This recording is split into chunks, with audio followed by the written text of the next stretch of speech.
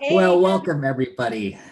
It's going to be a fun, I think a fun stream today because we're going to be tasting and talking about Circle Riesling. Um, Many of you who are familiar with Red Newt are familiar with Circle Riesling. It's been around for, well, gosh, a dozen years now, hasn't it been? yep, since 2008. Yeah, 2008 was our first vintage of Circle Riesling. And I'll catch you up a little bit. So we've been producing Riesling at Red Newt Cellars since 1998. And when we started the restaurant and winery, it was quite a handful. We started a full-scale restaurant winery at the same time, the same year, the same day, actually, we opened. And at the time, we were buying grapes from a couple of key growers who I'd worked with for almost a decade, working as a winemaker at other wineries. So we had great connections and relationships with some outstanding growers. And it just was not in the cards to start a vineyard at that point in time. So we thought about it and hemmed and hawed and considered what to do over the years. And then around 2006 or 2007, we decided that it probably wouldn't be in the cards, at least not in the foreseeable future, to start a vineyard because it would really mean buying land. We had only a 5 acre plot of land, buying equipment, expertise will work. So instead, at that time, we decided to forge some very much closer relationships with some of our growers and a couple new growers and contract to plant grapes on their farms. So we worked with Harlan Kenny Fulkerson at Lahoma Vineyards, as well as Fred Wickham at Tango Oaks Vineyards to plant acreage on their farms. So we planted with Fred 5 acres, and we've tasted some of those wines, the Tango Oaks wines. And starting in 2007, we planted 5 acres a year at Lahoma. So 5 acres in seven, then in eight, and then in nine, for a total of 15 acres on Lahoma Vineyards. At about that time, we said, well, gosh, in a few years, we're going to have 20 acres of Riesling that we need to sell. And we're going to have a big increase in the supply of grapes and our commitment to buying these grapes. So we decided, rather than just trying to sell more of the same Riesling we were making, was to introduce a wine with a little bit different approach, a little bit different balance and style, and a very different package. And hence, Circle Riesling. I don't know where the circle came from. Well, I don't know. I don't know why we had this round label. And actually, Fred Wickham, who's a graphic arts designer, worked with us on this label project. Um, but we got this round label. We're kind of a flashy sunburst, kind of at the time it was kind of hip and progressive. I don't know how long do things stay hip and progressive. I think I used to be hip and progressive, and look at me now. Anyway, so Will I uh, ever be hypocritical? so anyway, Maybe one day. yeah, we started selling this wine, and somewhere along the line, we somebody started saying, "Oh, the one with the circle label," and oh yeah, the circle. And pretty soon, people were calling it the Circle Riesling. And then I remember somebody, it might have been a wine writer, one of these glossies or something, said, this is a Circle Riesling. Where does it say Circle Riesling? And I said, oh, it doesn't. So anyway, a couple of years in, we added the name Circle on the back label, and now it's officially Circle Riesling. So anyway, let's taste this one. Which vintage do you have, Kelby? I have the 17. Oh, we all have the 17. We're all on the same screen. So cheers, everybody.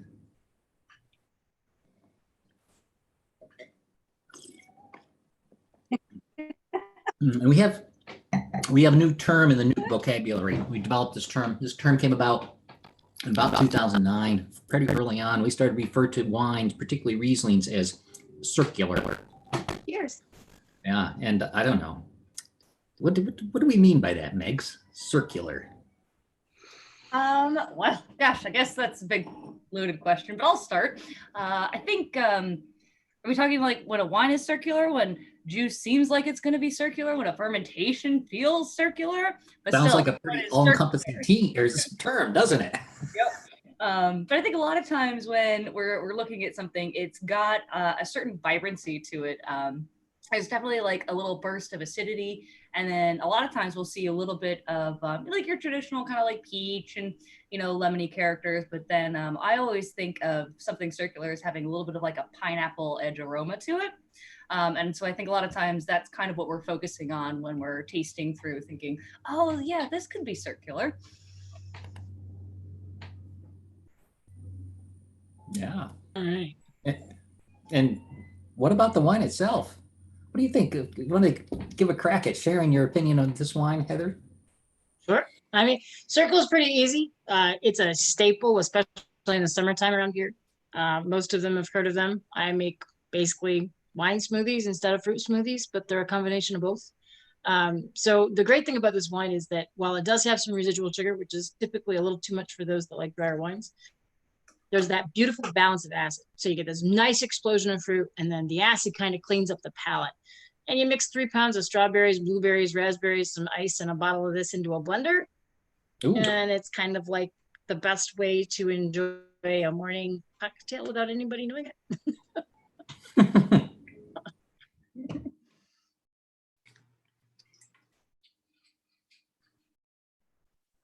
Just don't have one and then go to work. Make sure.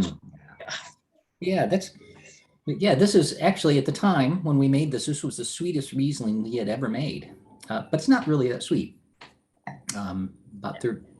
Between 2 and 3% residual sugar, depending on the vintage. And it's all about balance, isn't it, Kelby? That it is. I think Megs and I laugh that I think every vintage we make circle, there are a couple folks in the tasting room that think that circle keeps getting drier every year. Even though the sugar number, if anything, is maybe even creeped up a couple grams. And it's all about this concept of a balanced Riesling, right? I think, and we're so used to talking about Riesling in the US as being dry or sweet that we almost tie ourselves in knots trying to describe a Riesling like this that is just absolutely delicious. It's just such a joyous wine to drink. And if you're not getting yourself too hung up on what the sugar number is on it and just appreciating, does the fruit make sense? Is it a pleasing wine to drink? Is it refreshing? I mean, if it checks those boxes, who cares what the numbers are?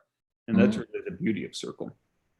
I mean, I think of Circle as there's a lot going on under the hood of this wine. Or to mix my metaphors, it's like a duck. It seems very smooth on the surface, kind of gliding, but underneath the feet are paddling furiously, because this is not an easy wine to make. I mean, this takes a lot of love and a lot of passion in the vineyard and in the cellar to come off with something that feels this easygoing. Speaking of easygoing, this is also, I think, a surprise that it's a long aging wine. Isn't that right, Kelby? Oh yeah, absolutely. I mean, this style, when made well, you would expect to age for 10 or 20 years without any question. I mean, we certainly think this is made well. In some ways, it drinks beautifully as a young wine. Right, we're drinking the 17. That's pretty young in the context of Red Newt, just in bottle a couple of years. But still pretty fresh. The fruit is still very fresh fruit, very primary fruit. And there's a lot of joy to be had in that, but it does age. It'll age for, we've opened up, what did we open up recently? We did the 2012 Circle, I feel. Yeah, like. The 2012, it was beautiful. And now that I'll put my like Australian winemaking cap on here, but now that they're under screw cap in particular, I mean, these are wines that you should be able to open up Circle, which is a wine that is, a really approachable price point. And you should be able to put a case of it away and open it up 10 years from now, 15 years from now, and it's just going to be better and better. Yeah. Yeah, I think I had the 09 recently, and it was really delicious. Oh, well. It's just such a beautiful day for a glass of Riesling. Here it's rainy. Kind of warm and dry inside, though. What else do we have to say about this terrific wine? I'm feeling like we're leaving things out. This is such a long, illustrious history. Megs, you've been there since we started this wine. This was our first launch into our wholesale market in Massachusetts. Went in Massachusetts with a big splash. Yep. I think I don't know how I can convey this any more clearly, but the Circle Riesling is such a good value for the wine that you're getting. It's sourced from all the same vineyards that we source our other Rieslings from. This particular one, I believe, is mostly Lahoma 7er block. It gets, usually, at least an overnight cold soak skin contact, if not a little bit more. It gets to sit on its full lees to help kind of build up some texture and body. So, I mean, this wine in no way takes any shortcuts to become what it is. But just, for what you pay for a bottle, it is absolutely a steal. Mm-hmm. Spontaneous ferment as well. Not to like wade into that debate, but for the price point to find a wine that someone has taken the risk, quote unquote, of doing a spontaneous ferment with, is, you don't find wines made with this much passion and integrity you don't find them that often, period, let alone at this price point. I think the price point of Circle, it's almost unheard of to find a wine that's this carefully put together. Yeah, and I don't want to sound too much like an advertisement here, but yeah, this wine is, scored 90+ points in all the glossies and has been Best Buys in those magazines, and also made it into Stuart Piggott's book, The Riesling, the Best Wine on Earth, and was featured as one of the top 10 Rieslings in the world under $15. That's pretty cool. Pretty cool. Yeah. All right. Well, I think we can wrap it up. But before we go, I just posted in the YouTube is our video TV channel that we started back a long time ago. I think 2006, 2007, in the early days of all this video stuff. And I just reposted a video. Look it up. It's down there, a couple lines down. YouTube 14. One of the tasting Circle Riesling with special guest Morgan McLaughlin. So if you haven't seen it, when we're done here, check it out. And we got to wrap up with some food talk. Heather, what's going on in your kitchen tonight? Actually, we're going to do salads. I made a sort of blueberry balsamic, and I've got some warm bacon bits we're going to put on that. We're going nice and light and easy tonight. That'll be perfect with Circle. I always say, when in doubt, I can just pull out Circle and have it with food. Megs? Shrimp fried diavolo. I always get it wrong. Very bad with Italian in general. But basically we make our own tomato sauce with shrimp in it, cook it down, get this nice hearty sauce, and then just serve it over pasta. So super spicy, but I think will pair with the Circle Riesling really nicely. How about you, Kelby? I'm going to do one of my go-to recipes that Megs has heard about a few times. It's a Japanese recipe of chicken thigh, browned and then almost cooked in a soy omelet and served on top of rice. It's really, you get like the crispy chicken skin, but you also have the sort of umami side of it. It'll be, it's a tasty dish, but it's always one that calls out for something with some acid. So this will be perfect. All right. How about you, Rebecca? I think I'm going to drink this as I decide, but I'm pretty sure we're going to do fresh spring rolls tonight. We've got some shrimp and we've got some rice rolls and some vermicelli noodles, and I pickled up some vegetables. So yeah, I think that will go nicely, but I might need a second bottle. Well, I'm saying kind of on the same channel as you, having some of this while I decide, or at least prepare.